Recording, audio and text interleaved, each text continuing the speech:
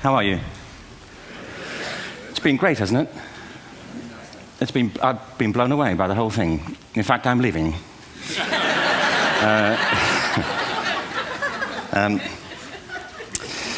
There have been three themes, haven't there, running through the conference, which are relevant to what I want to talk about. One is the extraordinary evidence of human creativity in all of the presentations that we've had and in all the people here. Just the variety of it and the range of it. The second is that it's put us in a place where we have no idea what's going to happen in terms of the future. No idea how this may play out.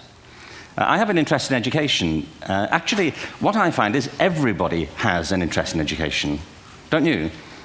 I find this very interesting. If you're at a dinner party and you say you work in education, actually, you're not often at dinner parties, frankly.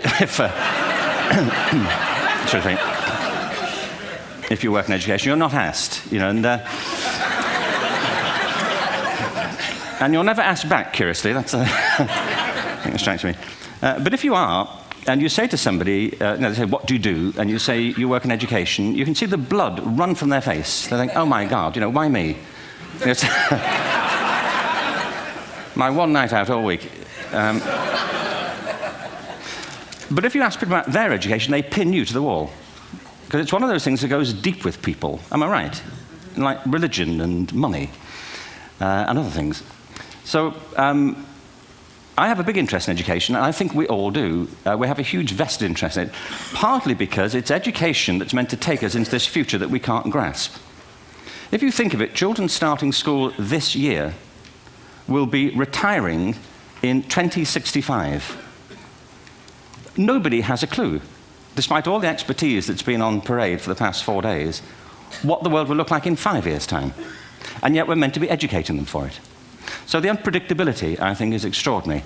And the third part of this is that we've all agreed, nonetheless, on the really extraordinary capacities that children have, their capacities for innovation. I mean, Serena last night was a marvel, wasn't she? Just seeing what she could do. And she's exceptional, but I think she's not, so to speak, exceptional in the whole of childhood. What you have there is a person of extraordinary dedication who found a talent. And my contention is all kids have tremendous talents, and we squander them pretty ruthlessly. So I want to talk about education, and I want to talk about creativity. My contention is that creativity now is as important in education as literacy, and we should treat it with the same status. Thank you.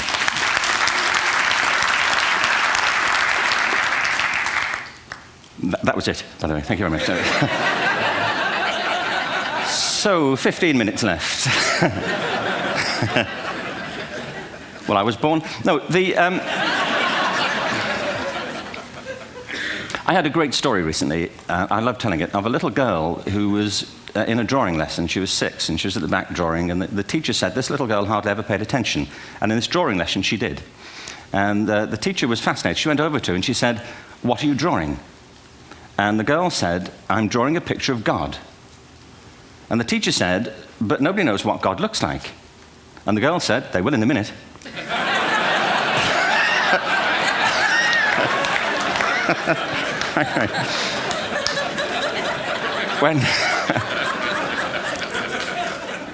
When my son was 4 in England, actually he was 4 everywhere, to be honest. I mean,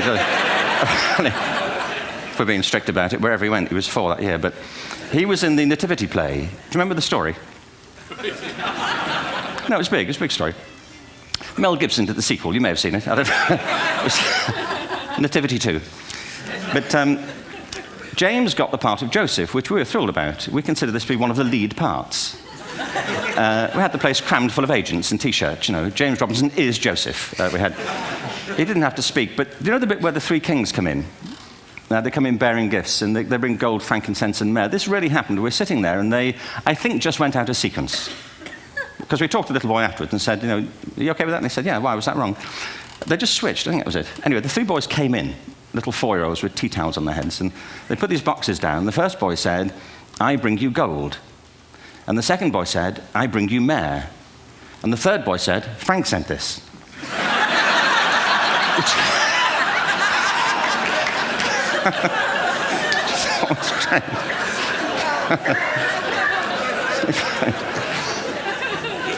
What these things have in common, you see, is that kids will take a chance. If they don't know, they'll have a go. Am I right? They're not frightened of being wrong. Now, I don't mean to say that being wrong is the same thing as being creative. What we do know is, if you're not prepared to be wrong, you will never come up with anything original. If you're not prepared to be wrong. And by the time they get to be adults, most kids have lost that capacity. They have become frightened of being wrong. And we run our companies this, by the way. We stigmatize mistakes. And we're now running national education systems where mistakes are the worst thing you can make. And the result is that we are educating people out of their creative capacities. Picasso once said this. He said that all children are born artists. The problem is to remain an artist as we grow up. I believe this passionately, that we don't grow into creativity, we grow out of it. Or rather, we get educated out of it. So why is this? I lived in Stratford-on-Avon until about 5 years ago. In fact, we moved from Stratford to Los Angeles. So you can imagine what a seamless transition this was from LA. Actually, we lived in a place called Snitterfield, just outside Stratford, which is where Shakespeare's father was born. Are you struck by a new thought? I was. You don't think of Shakespeare having a father, do you? Do you? Because you don't think of Shakespeare being a child, do you? Shakespeare being 7. I never thought of it. I mean, he was 7 at some point. He was in somebody's English class, wasn't he? Do you understand? Really? How annoying would that be?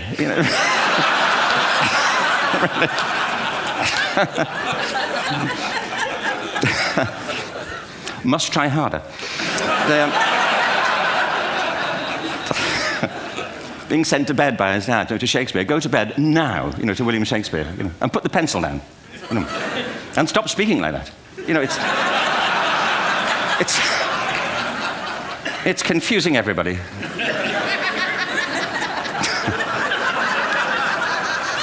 Anyway, we moved from Stratford to Los Angeles, and I just want to say a word about the transition. Actually, my son didn't want to come. I've got 2 kids. He's 21 now, and my daughter's 16. He didn't want to come to Los Angeles. He loved it, but he had a girlfriend in England. This was the love of his life, Sarah. He'd known her for a month. Mind you, they'd had their 4th anniversary by then, because it's a long time when you're 16. Anyway, he was really upset on the plane. He said, "I'll never find another girl like Sarah." And we were rather pleased about that, frankly, because she was...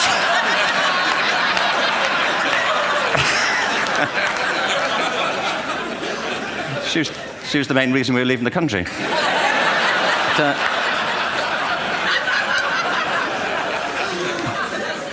But something strikes you when you move to America and when you travel around the world. Every education system on Earth has the same hierarchy of subjects. Everyone, doesn't matter where you go. You think it would be otherwise, but it isn't. At the top are mathematics and languages, then the humanities, and at the bottom are the arts, everywhere on Earth. And in pretty much every system, too, there's a hierarchy within the arts.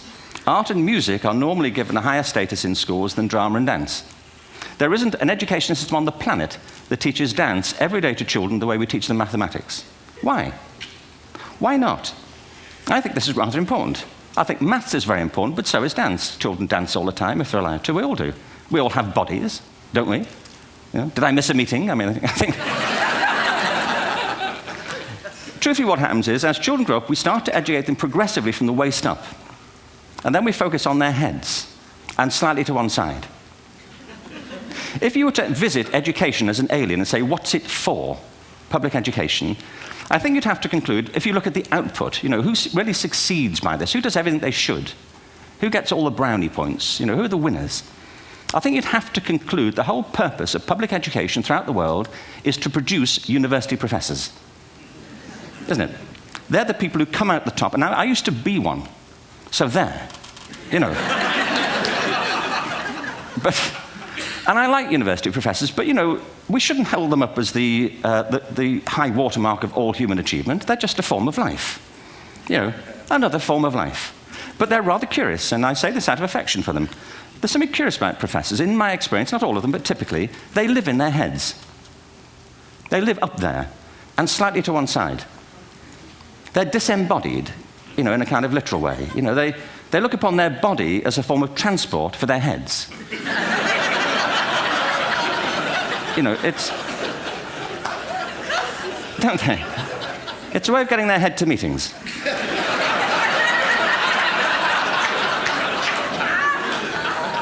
If you want real evidence of out-of-body experiences, by the way, get yourself along to a residential conference for senior academics and pop into the discotheque on the final night. And there you will see it, grown men and women writhing uncontrollably off the beat, waiting to end so they can go home and write a paper about it. Now, our education system is predicated on the idea of academic ability. And there's a reason. The whole system was invented around the world. There were no public systems of education really before the 19th century. They all came into being to meet the needs of industrialism. So the hierarchy is rooted on two ideas. Number one, that the most useful subjects for work are at the top. So you were probably steered benignly away from things at school when you were a kid, things you liked, on the grounds you would never get a job doing that. Is that right? Don't do music, you're not going to be a musician. Don't do art, you won't be an artist. Benign advice, now profoundly mistaken. The whole world is engulfed in a revolution. And the second is academic ability, which has really come to dominate our view of intelligence because the universities designed the system in their image. If you think of it, the whole system of public education around the world is a protracted process of university entrance. And the consequence is that many highly talented, brilliant, creative people think they're not, because the thing they were good at school wasn't valued or was actually stigmatized. And I think we can't afford to go on that way. In the next 30 years, according to UNESCO, more people worldwide will be graduating through education than since the beginning of history. More people. And it's the combination of all the things we've talked about, technology and its transformational effect on work, and demography and the huge explosion in population. Suddenly, degrees aren't worth anything. Isn't that true? When I was a student, if you had a degree, you had a job. If you didn't have a job, it's because you didn't want one. And I didn't want one, frankly. So, but now, kids with degrees are often heading home to carry on playing video games because you need an MA, where the previous job required a BA, and now you need a PhD for the other. It's a process of academic inflation, and it indicates the whole structure of education is shifting beneath our feet. We need to radically rethink our view of intelligence. We know three things about intelligence. One, it's diverse. We think about the world in all the ways that we experience it. We think visually, we think in sound, we think kinesthetically, we think in abstract terms, we think in movement. Secondly, intelligence is dynamic. If you look at the interactions of a human brain, as we heard yesterday from a number of presentations, intelligence is wonderfully interactive. The brain isn't divided into compartments. In fact, creativity, which I define as the process of having original ideas that have value, more often than not, comes about through the interaction of different disciplinary ways of seeing things. The brain is intentionally, by the way, there's a shaft of nerves that joins the two halves of the brain called the corpus callosum. It's thicker in women. Following on from Helen yesterday, I think this is probably why women are better at multitasking. Because you are, aren't you? There's a raft of research, but I know it from my personal life. If my wife is cooking a meal at home, which is not often, thankfully, but if she's doing... No, she's good at some things. But if she's cooking, she's dealing with people on the phone, she's talking to the kids, she's painting the ceiling, she's doing open heart surgery over here. If I'm cooking, the door is shut, the kids are out, the phone's on the hook. If she comes in, I get annoyed. I say, Terry, please, I'm trying to fry an egg in here.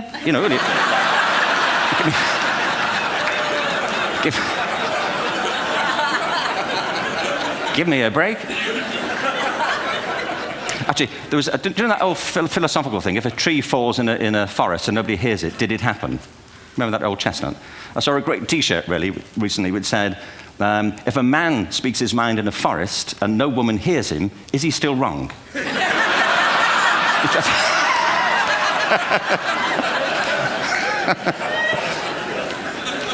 And the third thing about intelligence is it's distinct.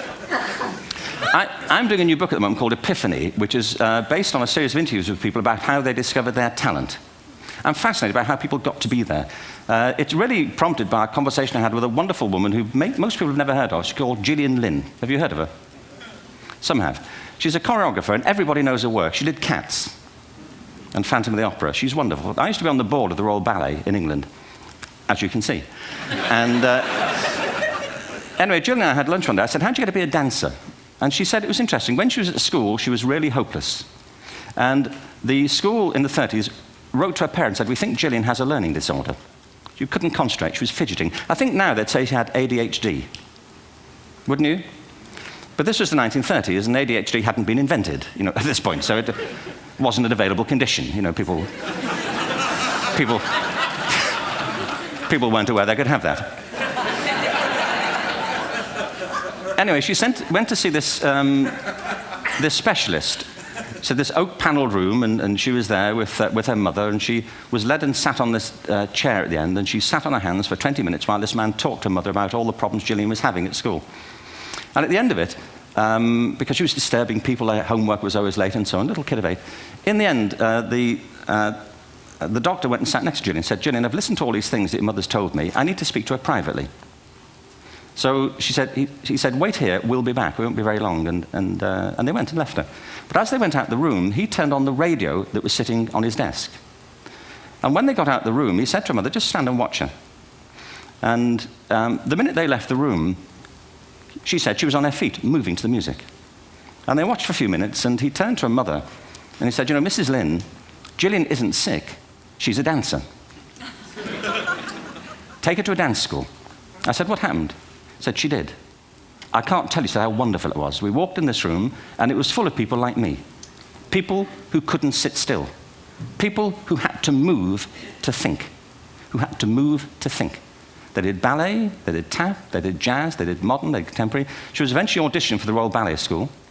She became a soloist. She had a wonderful career at the Royal Ballet. She eventually graduated from the Royal Ballet School, found her own company, the Gillian Dance Company, met Andrew Lloyd Webber. She's been responsible for some of the most successful musical theatre productions in history. She's given pleasure to millions, and she's a multi-millionaire. Somebody else might have put her on medication and told her to calm down. Now, I think...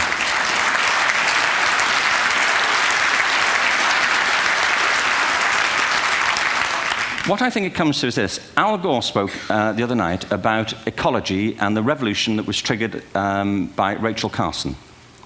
I believe our only hope for the future is to adopt a new conception of human ecology, one in which we start to reconstitute our conception of the richness of human capacity. Our education system has mined our minds in the way that we've strip-mined the earth for a particular commodity, and for the future, it won't serve us. We have to rethink the fundamental principles on which we're educating our children. There was a wonderful quote by Jonas Salk, who said, if all the insects were to disappear from the earth, within 50 years, all life on earth would end. If all human beings disappeared from the earth, within 50 years, all forms of life would flourish. And he's right. What TED celebrates is the gift of the human imagination.